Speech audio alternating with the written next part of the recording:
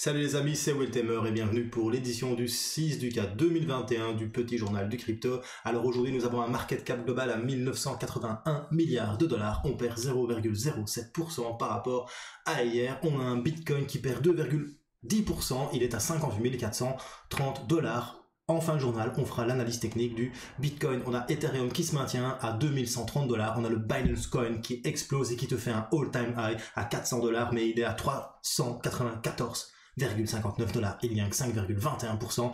Et mesdames et messieurs, nous avons le XRP qui renaît tel un phénix de ses cendres. Il gagne 14,83%. Il a atteint les 1,10$ aujourd'hui. Et surtout, il est de retour à la 4e position. Va-t-il récupérer la 3e place? Nous verrons ça pendant la semaine. Après, on a le Tether qui est en 5e position. T'as Cardano qui commence petit à petit à reprendre un petit peu du poil de la bête. Elle repasse, la petite d'avant repasse devant Polkadot. Elle gagne 4,08% à 1,27 dollars. On a Polkadot qui danse la salsa, mais pas la rumba, ni la polka, parce qu'elle regarde Eda Wong passer devant lui en talons, en petite robe, et il se fait mince. J'aurais bien dansé avec elle, mais je me fais avoir. Après ça, t'as l'Uniswap qui fait 1,36%, il gagne 31,26 dollars. Il y a le Litecoin qui gagne 13,49% à 242,11 dollars. Le Litecoin, n'oublie pas, si l'or est au Bitcoin, l'argent, bien évidemment, est au Litecoin. Et on a le Chainlink en 10e position qui gagne 5,20% à 33,93 dollars. On notera que le Theta perd encore 1,65 dollars et qu'il est en 13e position. Pareil pour le Filecoin, il perd 6,73%. N'oublie pas, tout ce qui monte à un moment redescend. On va regarder les top gagneurs du jour sur 24 heures. Nous avons le... J'hallucine. J'ai du mal... Le Bitcoin Gold, ouais, le Bitcoin Gold.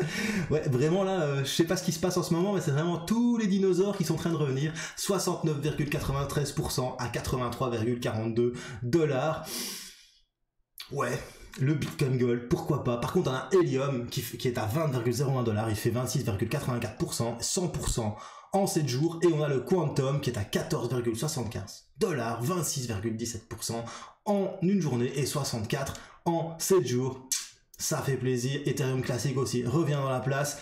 Enfin voilà, on a encore des vieux coins qui reviennent, mais bien évidemment il y a des nouveaux, mais t'as toujours le Omisego, t'as le Neo aussi qui revient. Enfin voilà, pour l'instant il y a quand même la halte saison qui a commencé depuis une petite semaine et ça fait plaisir à voir, bien évidemment. Si t'es nouveau sur la chaîne, bienvenue à toi. N'hésite pas à t'abonner et d'actionner la petite cloche de notification. Tu peux nous retrouver sur le compte Twitter de la chaîne, @culturecrypto.fr, et le compte Facebook de la chaîne. T'as tous les liens en description. Allez, c'est parti, générique.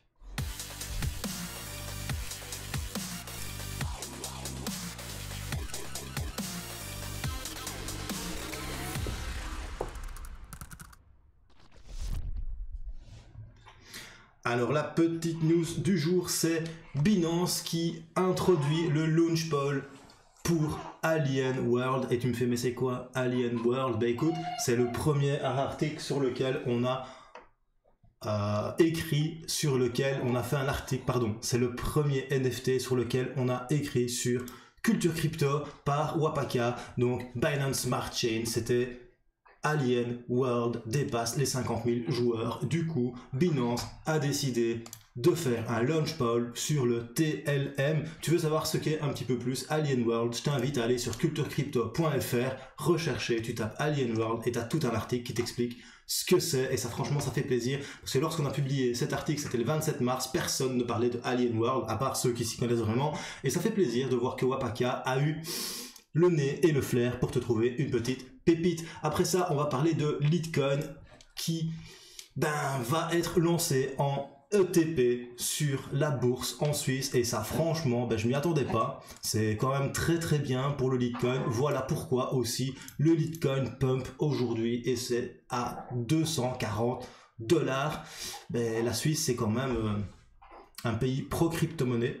Et c'est un communiqué de presse qui annonce que la bourse suisse va négocier l'ETP du Litecoin. Conclusion, ça risque de bouger beaucoup pour le Litecoin. Après ça, on parle bien évidemment de BNB qui a atteint un nouveau record au-delà des 400 dollars, réduisant sa distance entre la deuxième crypto-monnaie la plus grande, Ethereum, par 4. C'est-à-dire que maintenant, la capitalisation boursière de Binance Coin est un quart de celle d'Ethereum. Conclusion, le jour où Binance Coin arrive aux 1600 $, admettons qu'Ethereum ne bouge plus, eh bien évidemment, nous aurons un Binance Coin qui pourrait peut-être dépasser, je ne dis pas que ça va arriver, mais peut-être dépasser Ethereum. Attention quand même à ce qui est en train de se produire en ce moment, surtout avec la Binance Smart Chain. Après, on a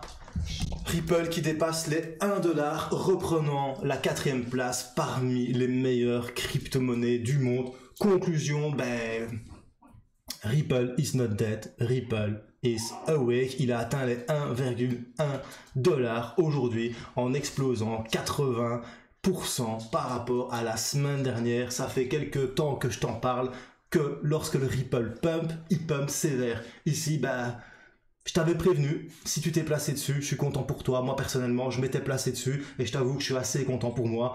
Conclusion, Ripple to the moon. Après ça, on apprend que le maire de Miami s'est entretenu avec Vitalik Buterin pour faire tourner,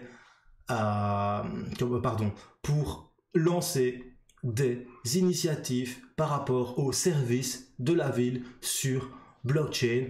Et ils insistent qu'ils vont s'engager à explorer la crypto pour essayer de vraiment trouver et lancer de nouveaux projets collaboratifs axés sur les services de la ville avec Ethereum. Et ça, c'est plutôt du lourd. Après le Bitcoin, c'est Ethereum. Est-ce qu'après Ethereum, ce sera Cardano? Peut-être, va savoir. En tout cas, je vais citer Monsieur Suarez. Nous essayons de proposer un projet qui passe par la fondation et directement avec Ethereum que nous pouvons faire avec la ville. Nous voulons que la ville soit directement impliquée d'une manière qui démontre l'applicabilité du logiciel afin que nous puissions continuer à fournir de meilleurs services à nos résidents.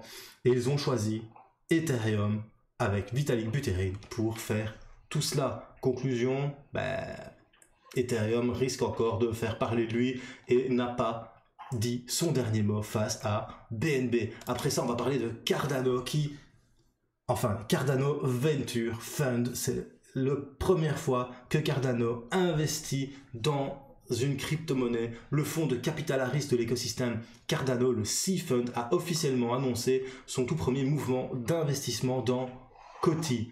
Coty, c'est un réseau électrique pour les paiements mondiaux. Cette nouvelle initiative verra les deux parties collaborer pour apporter de nouveaux services et de nouveaux produits et services aux utilisateurs. Excusez-moi, mais je suis fatigué aujourd'hui. La direction de Coty confirme également cette nouvelle conclusion. Cardano et Coty, c'est une affaire qui roule. En plus, Coty, c'est quand même une crypto-monnaie qui a le vent en poupe pour le moment. Conclusion, ça peut faire très mal pour le prix du Coty. Voilà, c'est tout pour les petites news. Maintenant, on va passer à l'analyse technique du Bitcoin et XRP. Alors, on va commencer sur XRP. J'avais juste envie de te montrer. Voilà, XRP, je suis rentré là, ici, à 0,49. Je t'en ai parlé quand même il y a un beau petit temps. On avait cassé le triangle. J'ai maintenu mon ordre même quand ça a chuté et que ça a rebondi sur la moyenne mobile sans période ici. Et voilà, un petit 95% derrière les fagots. Encore une fois, c'est peut-être de la chance. Maintenant, voilà, il y avait un triangle haussier qui était vraiment bien. On est dans une tendance haussière et j'attendais vraiment qu'XRP se réveille. Aujourd'hui, on a quand même atteint les 1,9 $. Maintenant, attention, la correction peut être aussi violente. Regarde l'exemple ici. Tu vois que ici, on était monté vraiment très fort. On a fait un petit 200%. Et derrière, malheureusement, quand ça a corrigé, ça a corrigé de plus ou moins de 55%. Donc voilà, si tu as fait des gains, n'oublie pas, tant que tu vends pas, tu n'as rien gagné. Moi perso, j'ai vendu, j'ai gagné, je suis content. Maintenant peut-être qu'il va continuer de monter. S'il continue de monter, je me dirais c'est pas grave. Au moins j'ai réussi à faire des gains sur cette crypto-monnaie. Maintenant moi ce que je vois, c'est un petit essoufflement parce que tu as ce haut et celui-ci qui est plus bas que le précédent. Maintenant, en plus, en 4 heures, le chandelier ici, c'est un style de marteau retourné. Donc, je ferai attention à un petit dragonfly retourné. Donc, je ferai quand même attention à ce qui est en train de se passer sur Ripple. Maintenant, on va regarder le Bitcoin, parce que tu es en train de te dire, ouais, mais le Bitcoin il est en train de chuter. Mais le Bitcoin, comme je t'ai expliqué depuis un petit moment, il est toujours dans ce canal. Par contre, j'ai sauvé le mauvais. Le Bitcoin, pour le moment, il est dans un canal. Ici, hop, on va dire qu'il est quelque part là-dedans. Tu vois, et là, il est en train d'osciller, mais c'est pas ça que j'avais fait comme analyse technique. Voilà, ok, donc le Bitcoin maintenant en H4, tu vois qu'il est en train de consolider. Petit à petit, il est en train de consolider. On part du plus bas, hop, ici.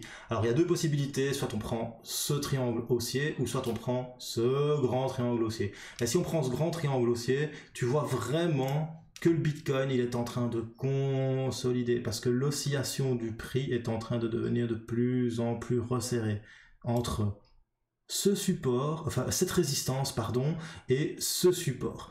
Du coup, quand ça va lâcher, soit ça va dump, hein, ou soit ben, ça va pump sévère, soit l'un, soit l'autre, il n'y a pas photo. Maintenant, bien malin celui qui peut te dire ce qui va se passer. Moi, en tout cas, ce que je vois, c'est qu'ici, on est en train de rebondir quand même sur l'oblique. Du coup, il y a peut-être possibilité que le Bitcoin reparte à la hausse, surtout qu'ici il est en train de te faire des bas plus en plus haut. Malheureusement, il n'a pas réussi à faire un haut plus haut que le précédent. Et celui-ci, ils sont vraiment à la limite. La même.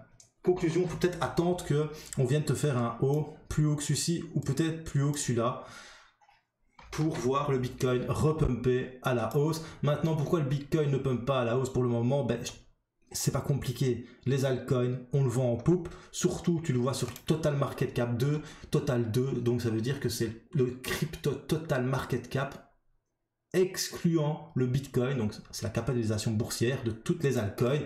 Tu vois que pour l'instant, mais il n'y a pas photo, ça monte. Et à côté de ça, tu as le BTCD, donc la dominance Bitcoin, qui s'écroule, mais quelque chose de phénoménal. On est à 56,72. Ça fait très longtemps qu'on n'a pas atteint les 66,72. La dernière fois, nous étions ici au mois de mai 2019, mois d'avril 2019. Mois d'avril 2019, ça fait un an qu'on n'a pas atteint une dominance Bitcoin aussi basse. Du coup, bien évidemment, le Bitcoin chute. Et là, il va peut-être nous faire un bas plus bas que le précédent. Ici, voilà. Donc, soyons prudents. S'il rebondit sur le RSI 15, la dominance, le Bitcoin risque de repartir à la hausse. Voilà, c'était Will Telmer pour le petit journal du crypto. Désolé, j'étais un petit peu fatigué. Si t'as aimé, n'hésite quand même pas à mettre un petit pouce bleu. Si t'as pas aimé, n'insiste pas, mais mets-le quand même, mets ton petit pouce rouge. Et surtout, n'oublie pas, mets des commentaires, partage un max, pose tes questions, je réponds à tout le monde. Et choose life, choose freedom, et choose Bitcoin. Peace, my bro.